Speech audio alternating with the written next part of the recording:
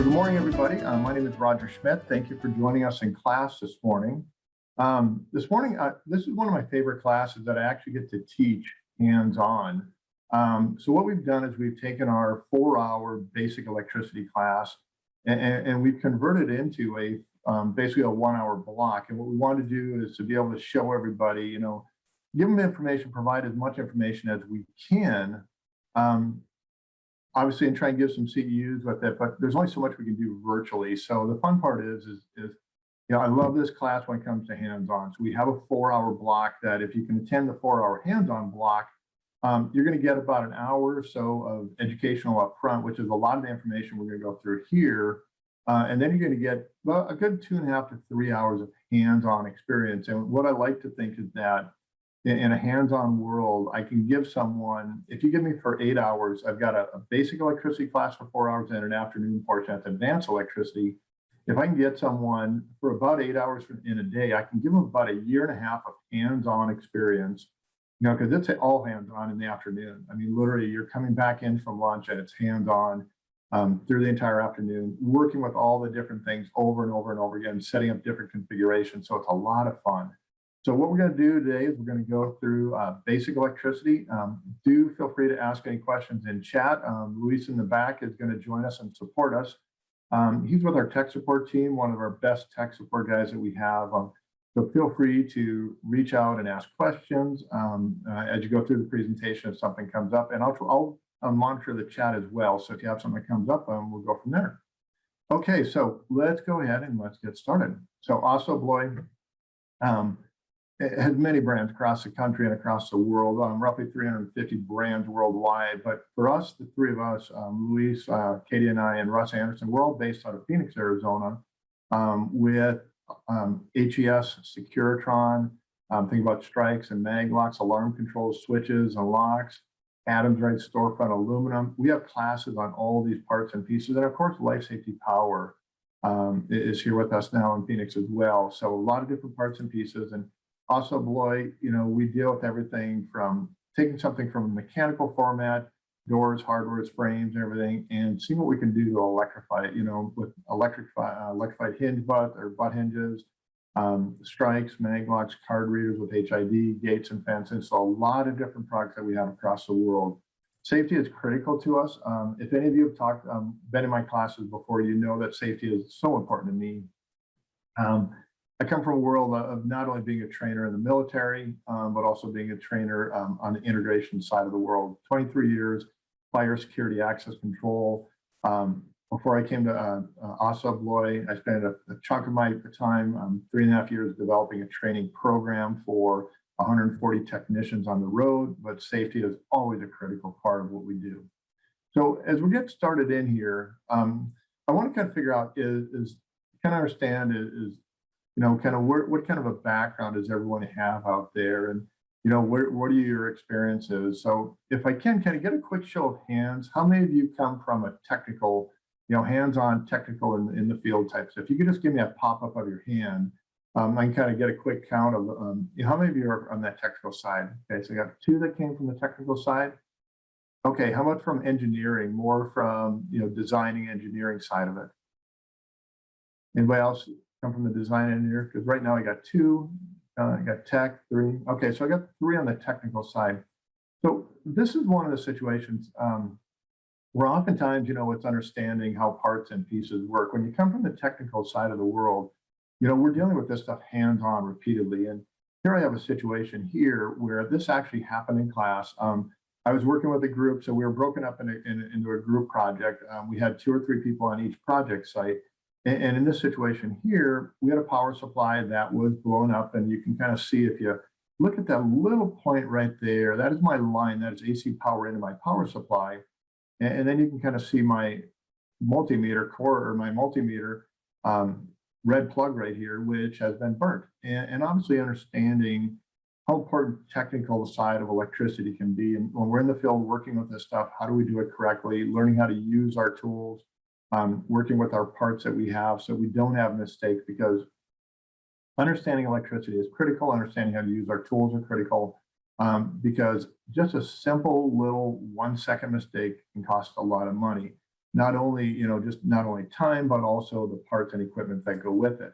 The good part about this here is that if we have one of our power supplies that come out of Phoenix here, that has a lifetime, no questions asked warranty. So the power supply we're showing before had a lifetime, no questions asked warranty. You can take it back and exchange it, which is the good part because it really kind of allows you to make those mistakes once in a while. I've also been a manager, so I know that, when something does happen, my critical question to my technician is, do you understand what happened? Did you learn a lesson from what happened? And that's most critical because I want to make sure that they continue to learn and grow. No matter how many years you say you've been doing this, is learning and growing so that you get better at what you do so you don't make mistakes. The other thing I want to highlight here is our brand new HES ES100 electric strike using Imperial technology.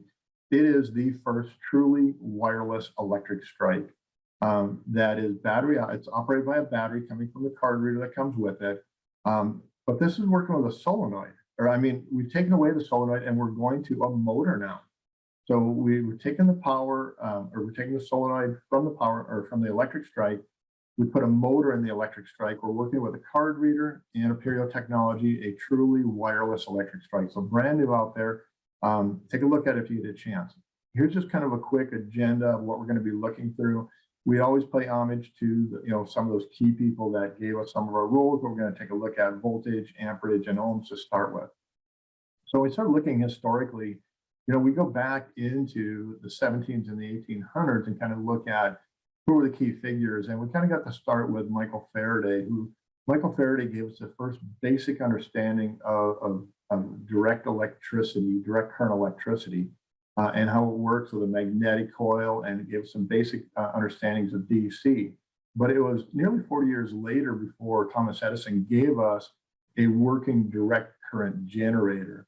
And a little bit behind Thomas Edison comes Nikola Tesla, who came from what would be considered old Yugoslavia. So if you're old enough and you remember, some of our history back from geography and that from back in the 80s and 90s, Yugoslavia used to be a country. It's no longer now. But he came from that part of the world, and he brought with him a basic understanding of AC electricity. Now, when Nikola Tesla originally came to the United States, he was originally kind of shunned by multiple people, including Thomas Edison, and a lot of accusations back and forth about what happened with AC and DC power. But, it took George Westinghouse to recognize how important AC power was and to really give Nikola Tesla the opportunity to take AC and expand it. And give us what we have today. When we think about electricity, we have it everywhere. We have electricity underground, we have it overhead, we have it in our walls. We have static electricity, we have electricity that comes with lightning.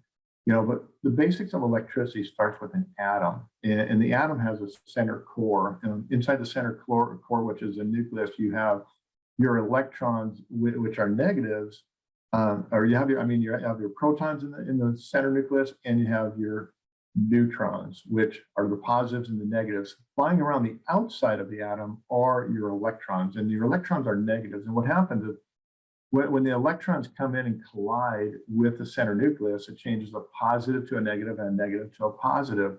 Gives us our basic startings of electricity right there.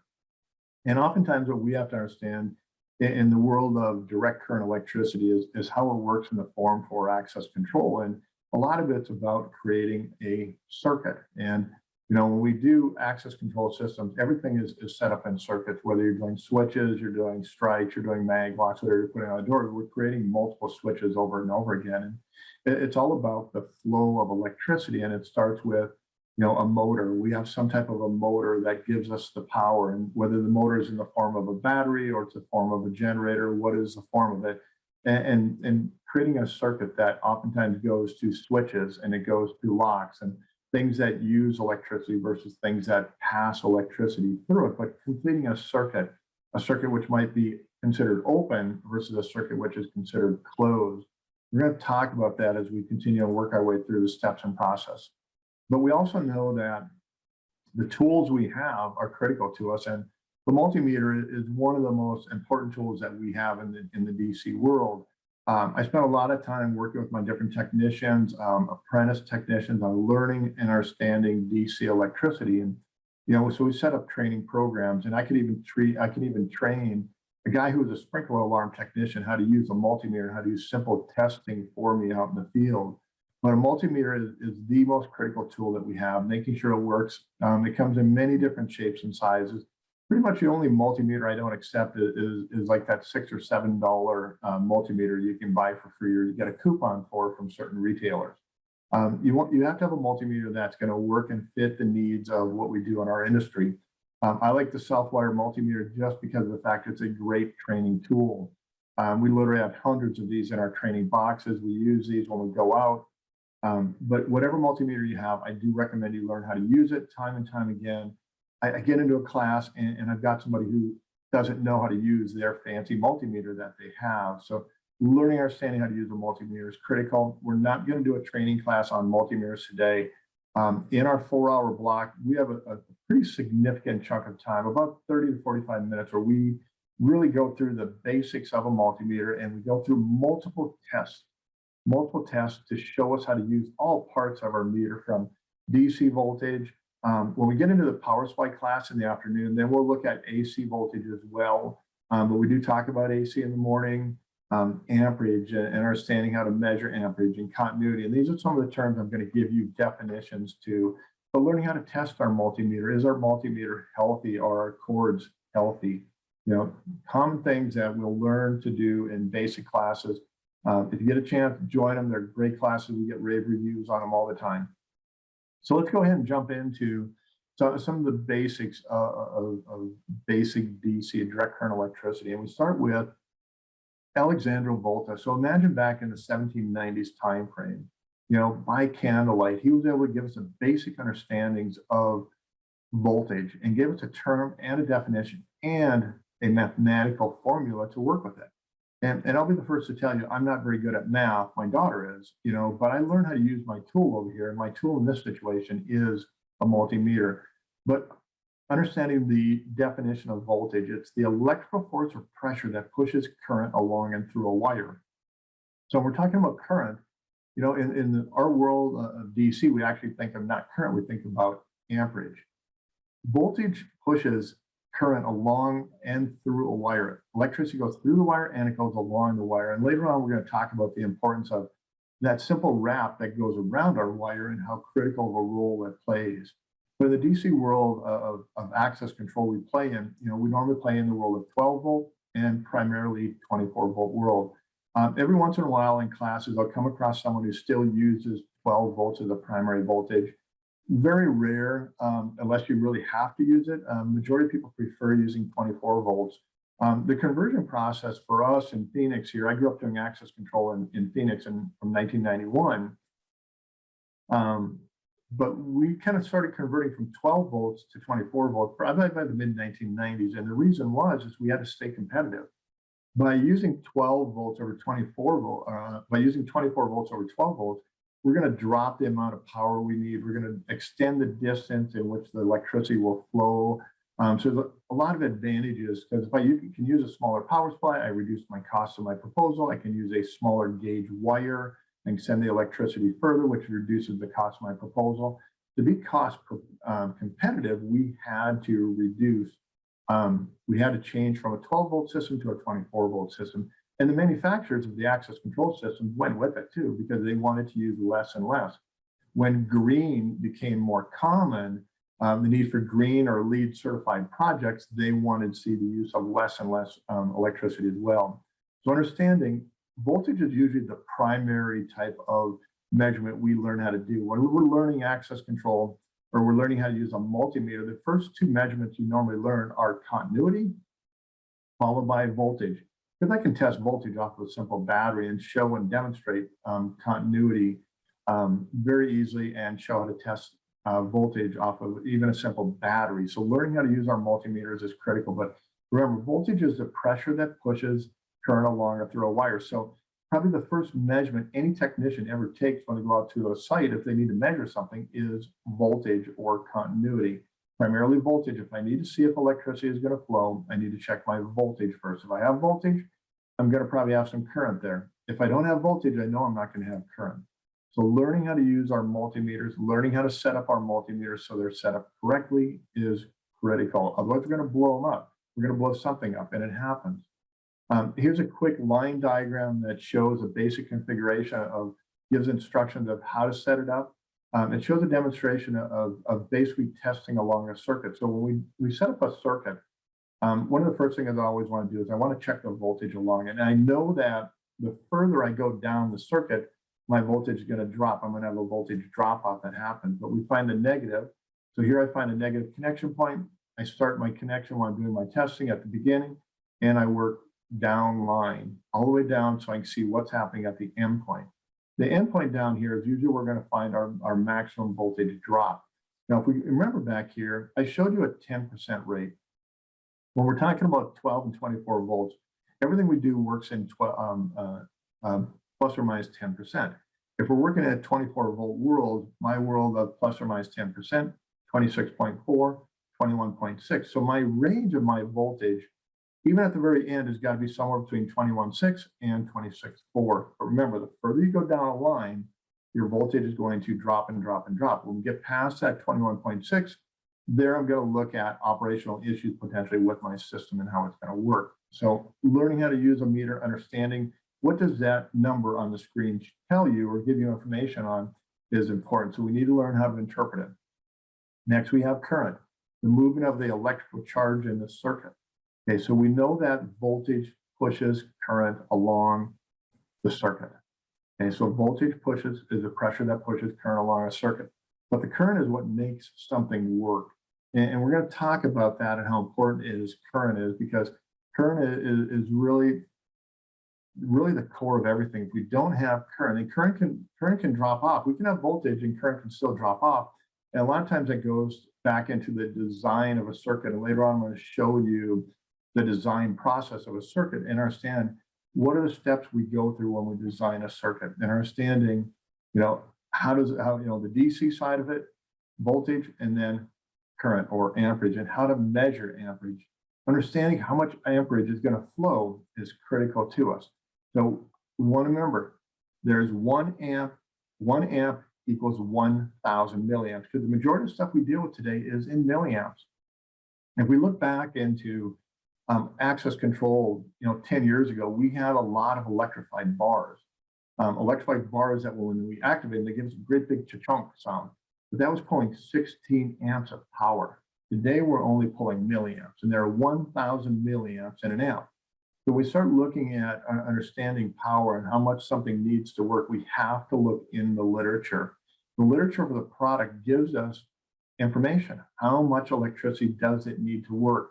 This is where we back our way into designing a circuit, 12 or 24 volts. I know that if I'm working at 12 volts, at 12 volt DC, my milliamps is going to be roughly double what it's going to be when I'm at 24 volts. Some devices, it doesn't matter. They don't care if you're 12 or 24 volts. I'm still going to pull the same amount of power, in this situation, 170 milliamps. We have to look at the literature when we're designing a circuit to understand how much I'm going to use, because if my power supply is not big enough on the front end, I'm going to have a problem on the back end. We do have a class on designing circuitry and powers and distribution boards. Measuring amperage is just as important. This is the #1 place where we pop our fuses in the back of our multimeter. So depending on the multimeter you have, my multimeter here, I can only do up to 200 milliamps on it. I can only measure up to 200 milliamps. If I'm going to measure more, then I have to make sure and change my multimeter over to the 10 meter setting. I'm going to take my red cord and move it from the volts, ohms, and milliamps over here to the 10 amp setting. Learning how to use it. If I mess it up, I'm going to blow fuses in the back of my multimeter. Measuring amperage is critical. And this is probably the #1 problem I repeatedly see in my classes is most of the time technicians are used to going to a positive and a negative. So if I take my black probe right here and I pull it down here on negative right now, my meter is set in milliamps. I pop the fuses in the back of my multimeter, and that is to protect. The fuses in the back of the multimeter are there to protect the rest of the electronics inside that little mini computer that we have right there of our multimeter. So understanding how to measure it is critical. Whether you're measuring for a strike, electrified lever set, electrified motor socket bar, measuring for amperage is always going to be the same. You open up your circuit and you drop your meter in series with it so that the I'm measuring the amperage that's flowing through my circuit in my multimeter then. So understanding how to measure it is just as critical as what you're setting your meter on. Okay, one step at a time, but you always want to remember, 10% is a basic rule for operation in the world we live in. You know, if my milliamps up here say I need to have, 450 milliamps to work, if I do my tests and I'm outside that 10% range, and average only goes down, and it usually never goes up. If I'm outside that range, I'm going to have a problem with how it's going to work. So here again, it's understanding what am I looking for on my multimeter? What do I expect to see? But I've got to look at my literature to understand what do I expect to see. Electric mag locks will normally have the amperage posted on the backside, which makes it really simple. Strikes will have it on the backside, but electrified lever sets and Morse lock sets, they don't post it on the back. Let's talk about resistance. Good old resistance, and that is the resistance of the flow of electronics, the flow of the electronics circuit resistant. And what it does is it resists the flow of the electrons as they flow through. It resists the flow of the amperage as it flows through. And we have a lot of different issues that we create on our own side of technical support, technical work that we do in the field.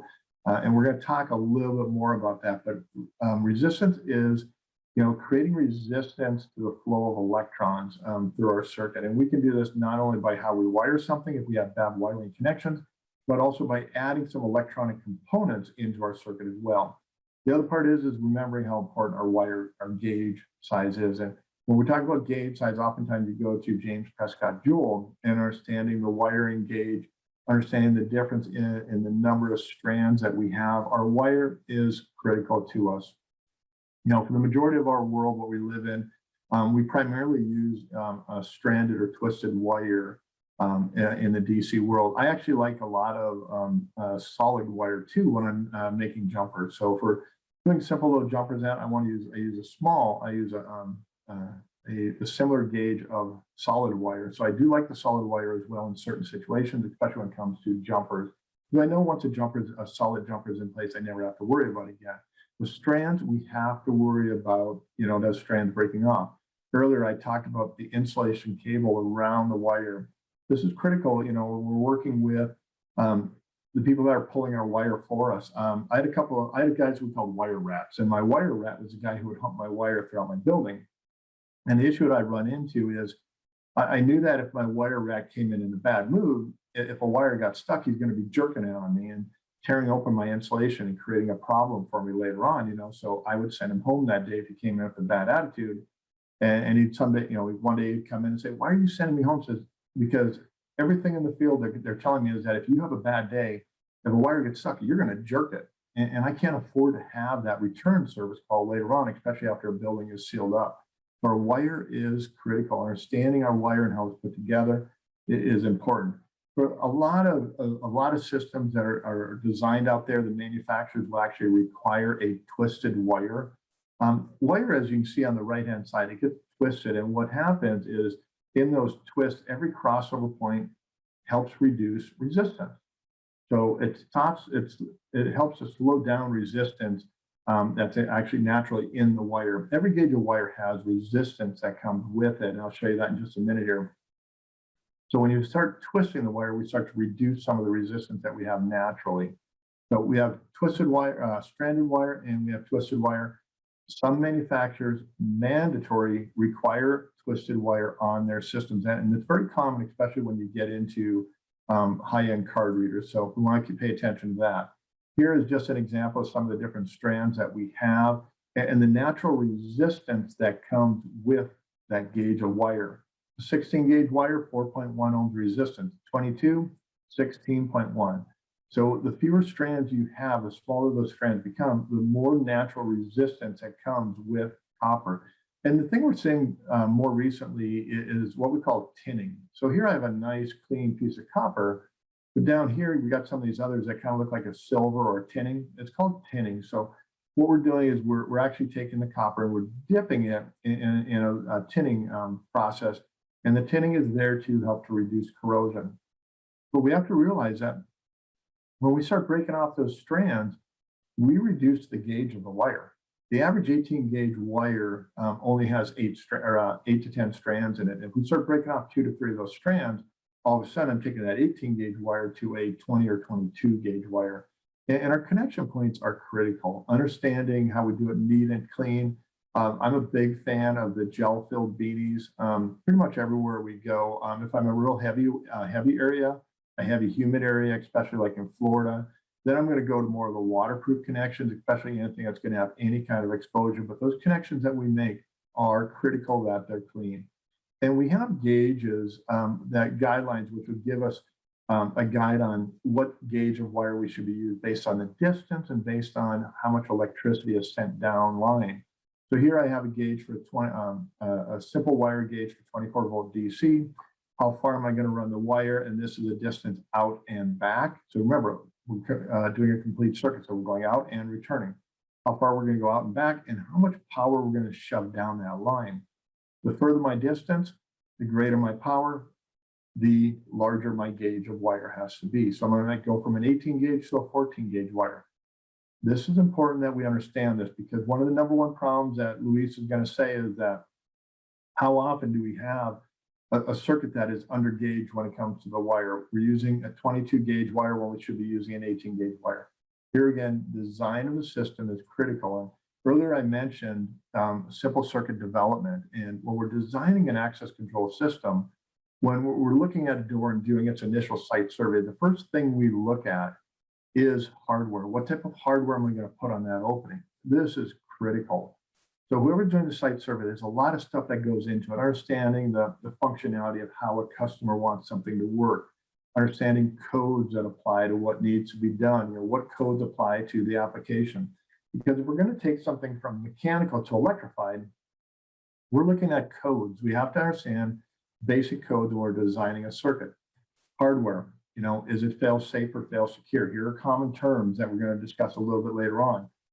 Fail safe, I think about a mag lock on a door. Fail secure, we think about electric strikes, electrified lever sets, electrified mortise locks, electrified bars.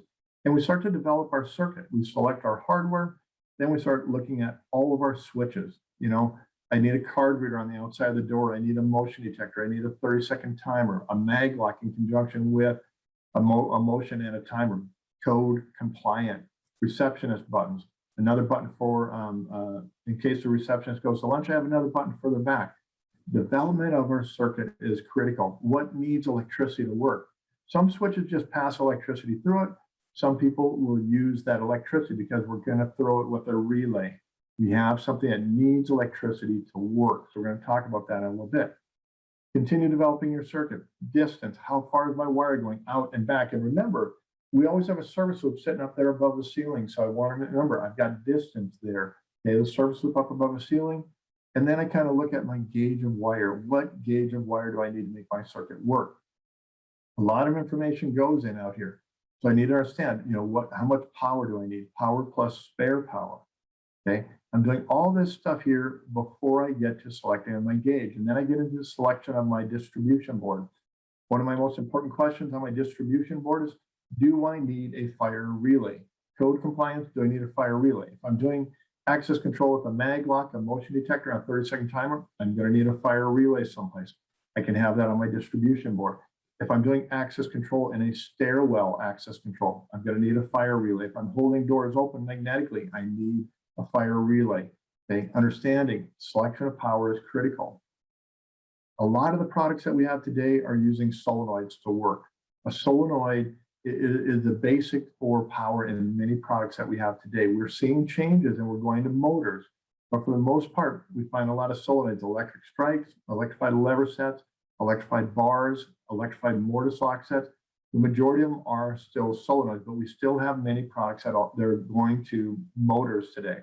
The tests we're going to show you here, these are critical tests to do if something is not working. Does it have a solenoid? There are tests that we can complete. Out of our factory alone, we have close to 30 solenoids that come out of our factory. And they can be 12 volt, they can be 24 volt, or they can be dual voltage. So we've got a lot of flexibility. When we're dealing with solenoids, we need to understand the product. So here we need to go back to the literature again. What type of product is it? Is it a solenoid? And how much coil resistance does it have? A solenoid is going to show up in your literature, in your installation documents. They're going to give you resistance. How much resistance does it have? Because we can measure it. We can use our multimeter to measure for voltage, and we can use it to measure for amperage. But we can also use it to measure for resistance. By understanding how to measure our products, we can show you how to test in our classes, our hands-on classes. We can show you how to do our testing for the multimeters, or using your multimeter to test the solenoid. Solenoids have pressure to them. That information comes from your literature. How much do we need? With the electric strike, for example, I'm going to look at that pin set. If I've got 4 sets of wires here, I'm going to test kitty corner. On that kitty corner test, 1 to 4 and 2 to 3, what am I looking for? I've got a 1006. I should be looking for 50 ohms of resistance plus or minus 10%. If I'm outside that 10% range, and I'm never going to go up in resistance, I'm always going to go down in resistance with a solenoid, because I'm measuring the solenoid pressure within the solenoid itself. But it's going to go down. It's usually going to drop, and when I get down below 10%, I know I'm going to have a problem with that solenoid pulling properly. Learning how to do this is something we train in the basic electricity 4-hour class, and we'll do it so we can understand how is it working. It's critical to understand it. Other things that we look at for solenoids, we look for voltage that is out of range. We look for things, putting a solenoid in a timed function. It's unlocked from 8 o'clock in the morning until 5 o'clock at night. If I've got a solenoid that's in a time function, that means that solenoid is taking pressure all day long. And what I can do is I can use a smart pack, and I can put it in series, and I can drop off the pressure. So a smart pack, what it does, it kind of works as a line filter and a cleaner, and it helps reduce pressure on the solenoid.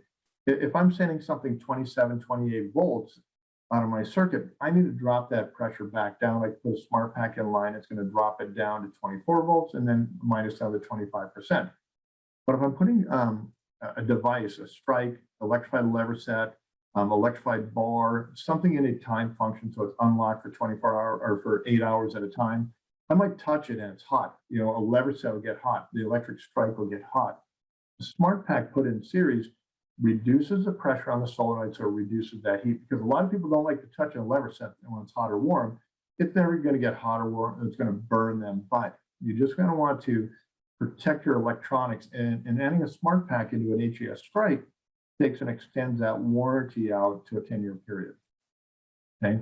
Power is critical to us. We all know power is critical to us. And we have a class where we get into and we talk about the design of power. I'm actually going to do one of those classes coming up next week in San Antonio, Texas, where we go through the process of designing a circuit. Earlier, I showed you circuit development. Well, this is going to take you from the development of which distribution board do I select and which power supply do I select. The power is important to us. Understanding power comes in different formats, from linear power supplies to switching power supplies. Switching power supplies are by far the most dominant power supplies we send out today. Linear power supplies historically are used with electrified bars. So if I'm going to put an electrified bar across the door and I need 4 amps of power, I need 3 amps of power, or even 16 amps of power, that's where you're going to use linear power supplies. They're just as good as switching power supplies, but you want to make sure linear power supplies oftentimes we're using with bars, switching power supplies we're using with everything else. So let's continue on. We're going to take a look at switches now. With switches, we're going to do a quick review of different types of switches. Like I said, this is a 1-hour condensed class of what we do in a 4-hour class block for basic electricity. But switches come in many different shapes and sizes. We have common switches and we have smart switches, and we'll explain the difference. But all switches, no matter what type of switch you have, are all rated for how much electricity will flow through it. A simple push button switch up here, it may handle 5 amps of power. Some of these other ones may handle 10 amps of power. They may handle 20 amps of power. You have to understand how much amperage can flow through it. If I've got a device designed to handle 5 amps of power and I'm sending 10 amps of power through it, I'm going to blow it up. So we've got to look at our devices we're selecting that are going to work on any particular switch. This goes back to the design side of our access control system. We have common switches. A common switch is something it takes a human being to push it. A common switch is also usually a momentary switch, like the receptionist pushes the button, holds the button until they need to release it. When they release it, it goes back to its previous state. Oftentimes today, we'll put a small timer in conjunction with that simple push button. Nobody wants to sit there and hold a button for 5, 6, 7 seconds. So I push a button, a timer sitting behind it, holds it in a state for 5 seconds, 10 seconds, whatever the time it is. When it's done, it releases it and it goes back to its previous state.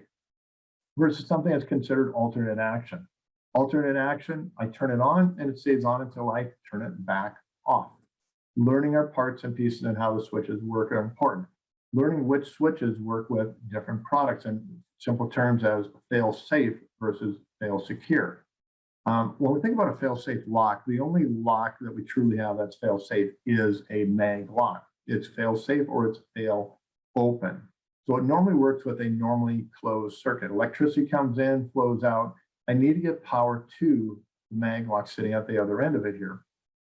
Remember, I can convert all my other products to fail-safe if I want to also. Strikes, lever sets, mortise locks, and bars, they can all be converted from fail-secure to fail-safe. There's a process that needs to be done.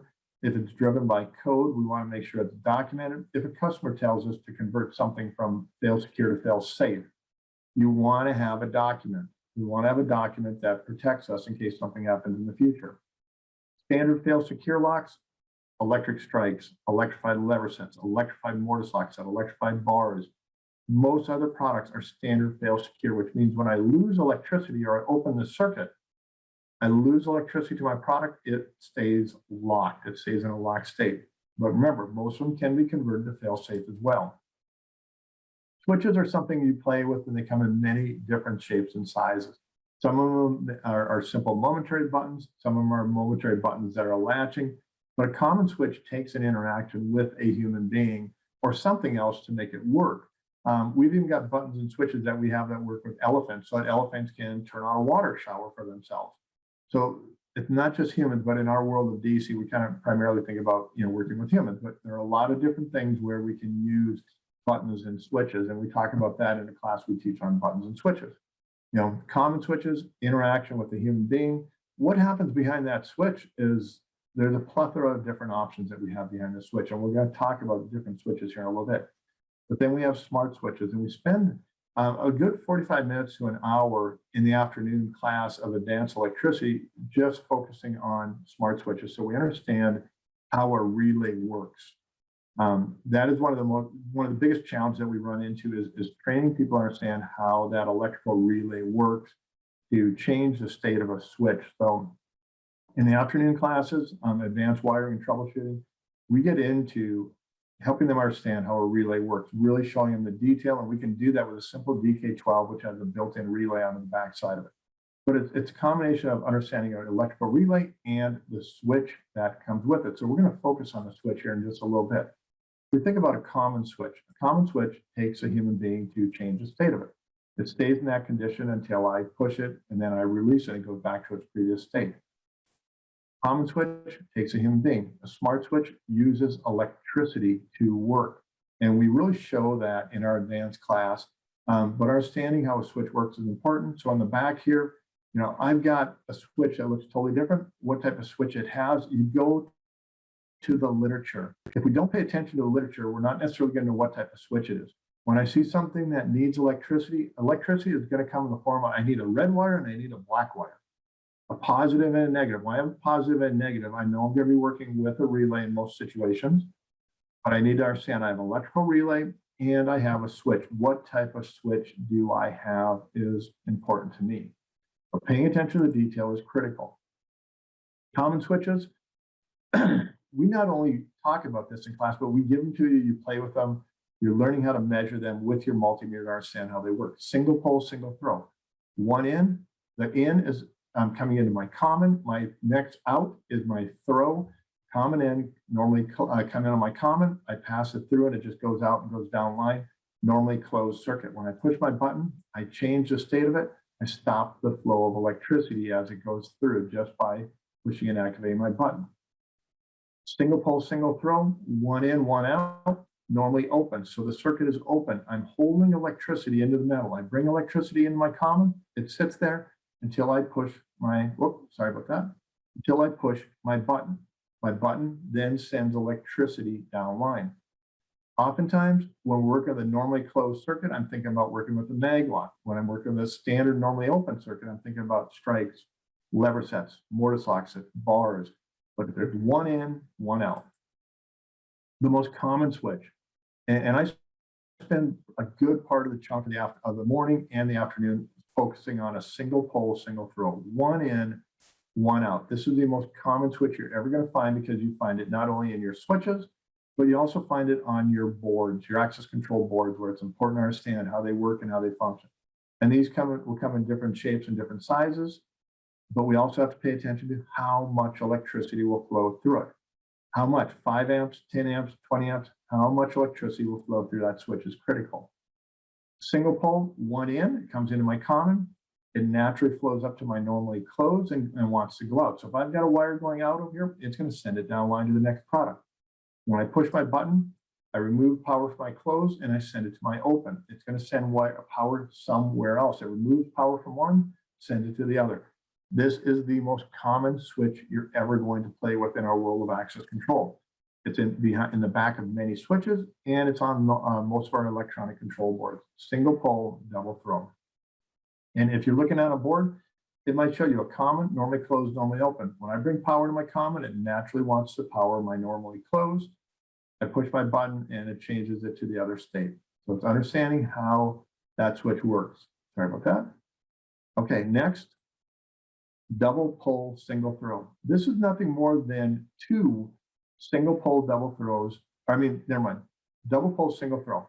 Here's where I've got two commons in. If I bring power into both of them, I got two that are powered up. I'm only going to throw out at one time though, because pushing my switch removes power from my close and send it to my open. Just by changing my switch, changes my state, but I'm only throwing one at a time. I can bring power into two, but I'm only going to throw one at a time and how it reacts down circuit. This is a very common switch that we're frequently going to use underneath the receptionist desk. And I use this just in case the customer wants to add something in the future.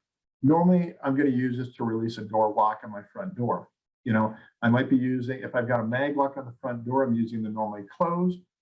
If I've got a strike on my front door, if I've got a lever set or a bar on my front door, I'm going to be using my normally open. I'm only going to use one side of it normally to start with, but I want the spare set of wires there in case we want to add something else in the future. I'm always thinking about when we're interviewing a customer and doing a site survey, how do you want to add and how do you want to grow this system into the future? The other one that's one of my favorite ones is a double pole, double throw. This is another common favorite of mine, and it comes in many different shapes and sizes. I actually have a whole bundle of them right here that I'm actually going to put. I've got to do some replacements into my my training boxes that I have for San Antonio for next week. This is two single pole double throws all in one. So just by pushing that one single button, I've got a single pole double throw here, single pole double throw here, double pole double throw. When I use all the wires, if I use my white wires on here, so the white wires here are my designated common. I bring power in. So if I'm using both my white wires here, I'm working on both sides of my switches at the same time. It's a matter of what am I going to throw out down line. I like this switch, especially when I know the customer is hesitant, but he knows he wants to grow in the future. Great switch for underneath the desk and common things, great switch for out on manufacturing floors, working with different activations of different products. And I always tell everybody, a lot of these switches we have are not just for access control. You can use them in many of the other manufacturing processes. We just want to make sure that we have a heavy enough gauge based on how much electricity is going to flow through them. So a lot of critical things we have to pay attention to. But I like this switch, especially when I hear hesitancy on a customer on if they're going to grow in the future. If they're going to grow in the future, I want to give them a little bit bigger switch so that I've got a spare wire sitting in place when we get there. Critical to understand. Wiring in series versus wiring in parallel. Oftentimes we still look at mag locks are frowned on in many situations, but we still have a lot of mag locks that are being installed. I have classes I taught a couple of weeks ago up in Salt Lake City and Denver, and they said, a couple of them said, I still use mag locks quite frequently, but oftentimes it's our standing, how do I get electricity to it? When I'm working with a mag lock on a door or something that is in a standard fail-safe configuration, my wiring is going to be it's going to be wiring in series, where electricity comes from my power source, comes in on a common, throws on a close, comes in on a common, throws on a close. My goal is to get power to my end device. If any switch is activated, it's going to break the flow of electricity downline. It breaks the flow all the way down from that point of activation. So I push my button here, it breaks the circuit all the way down. No matter which button is pushed, it continues to break the circuit downline. And circuit development is critical. And when we design a circuit and we work with circuit development, it all starts with the hardware here. What type of hardware do we have? How is it going to work and going to function through all the individual switches I have and how it works? We have a class, we have a level 3 class where we get into circuit development. It's a 4-hour block, a lot of hands-on drawing of circuits, and then we get into a big project where you really have to interpret that bigger project of the wiring diagram and how it's set up and put together. The other circuit you have is a parallel circuit, wired in parallel, commonly found with anything fail secure, electric strikes, lever sets, bars, mortise lock sets. Standard wiring for standard fail secure, wiring in parallel. This is where we have to kind of remember, as understand, is how we're going to wire and set them up, because they are significantly different. Keep in mind, if you have a normally closed circuit, you can also normally have a parallel circuit in conjunction. A normally closed circuit can be wired in series for the power to the lock, but oftentimes we have a parallel circuit below it to work with additional relays and rexes that are going to happen within your circuit. Electric strikes, common things, 2 different rules. All commons must touch power. So I need to bring a fixed power into the common. So I'm wiring something in parallel. I need to bring power into the common. I normally do not want it to be switched. It's a steady constant power into my common. I bring power in all my commons. All my throws must touch the next common in. The next common in oftentimes might be that strike, electrified lever set. The activation of any one button will send electricity down line. Like I said, we normally do not want to do switches on power that is switched on and off. So if someone turns that power off, so it's off, you're not going to have power to your switch, unless we're doing multiple switching capabilities to make if then when scenarios with different types of hardware and different types of switches. But then we're getting into much more advanced drawings that have to happen. Okay, understanding basics is critical. Let's look at some of the other components that we have. Well, here we're going to take this component, we're going to put it onto a board. In this situation here, it's understanding basic componentry here, especially when it comes to switches.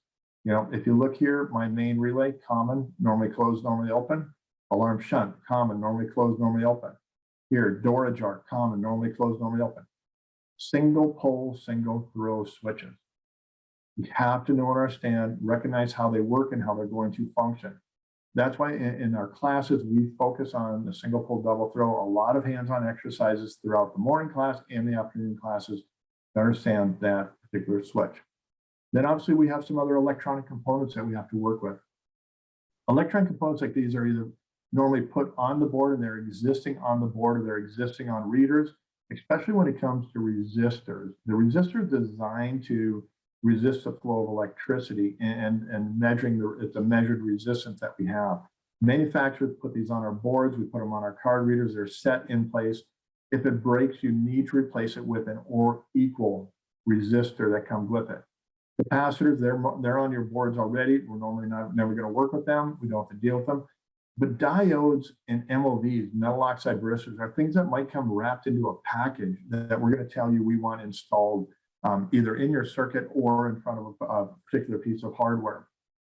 Diodes are normally designed in the circuit somewhere. They're normally not installed right in front of a product. They're somewhere in the circuit because what it does is it creates a one-way flow. Electricity will only go one way through a diode. It's not allowed to go backwards. And what we're doing is we're protecting our electronic components that are very expensive. Think about some of our big boards that will literally cost hundreds and hundreds of dollars. I want to protect that board from any kind of kickback coming to it. A metal oxide resistor, it's designed to work with a kickback. If you're looking at certain products, you're going to send electricity to it and it's going to hit it and wants to kick back off of it. So electricity shoots through my circuit, hits the electric strike and wants to kick back. You may find a diode wrapped up in a packet. We're going to show you how to install it into that circuitry when you set it up. But it's there to avoid some type of kickback coming into our system. Our support, safety is always critical. We talked about safety a little bit earlier. When we're working with this stuff, remember to make sure safety is critical. We do training with our technicians to avoid issues. There are a lot of different things that can happen over time. And the last thing we want to do is have anybody go home with any kind of an injury. This poor little guy, he learned a lesson the hard way. But last thing we want to do is have anybody burn their hands.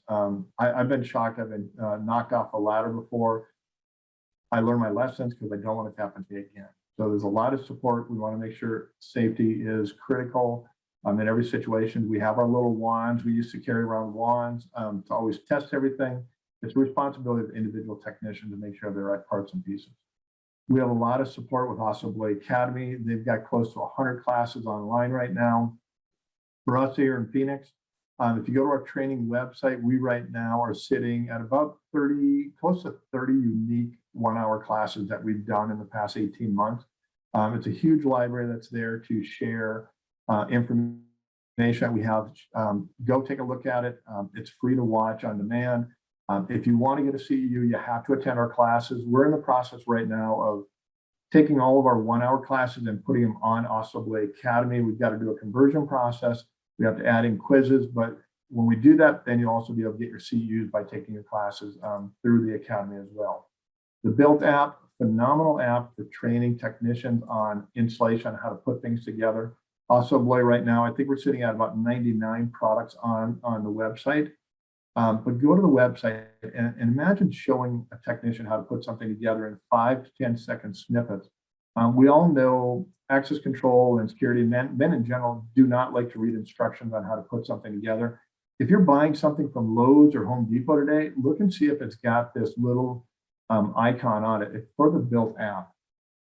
You can download that app on any mobile device, and it'll literally show you in 5 to 10 second snippets how to put something together and how to test it. This is a phenomenal app for technicians in the field who are learning and understanding our industry and how to put something together.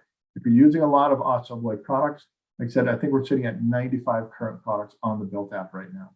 The other app, if you ever need help and support, imagine being able to literally in just 2-3 touches, you're sitting there talking to somebody. You can get it, download the app, put it on your cell phone. If you're working with anything Subloy, if you can't figure out in 10 minutes, reach out to our tech support team. You can call in, you can talk to them. They're going to say, hey, are you on a job site? Get the live stream video right there and imagine a live stream video to one of our technicians who can take a look at it. At the same time you're looking at, we can see the functionality of how it's going to work. Phenomenal product. We can also chat with you. We can email with you. And if you hit the resource center down there, it's going to take you to the library, installation instructions, other detailed information. A phenomenal resource. This whole app was designed to help you reach out and touch us very quickly. So download the app, have your technician download it. It's there. The other big thing that we've done in the last 18 months is we really expanded our drawings library. So we have a library. If you go into our tech, go to our websites, go to our tech support. If you go into the tech info, there's a link down in there will take you to our drawings. We have literally hundreds of drawings there for you to be able to take a look at, find the one that matches your scenario. Imagine having a free drawing to send out with your technicians when they go to the job site, but there's probably going to be something that's going to fit most of your applications that you have in the field. Our tech support team open up at 8 a.m. East Coast time, and I think we're changing our hours coming up in the fall, and we're going to go to 6:30 p.m. Eastern time. So a lot of support there. Again, if you need it, reach out, let us help you out. And with that, I'm going to say thank you to everybody for your time.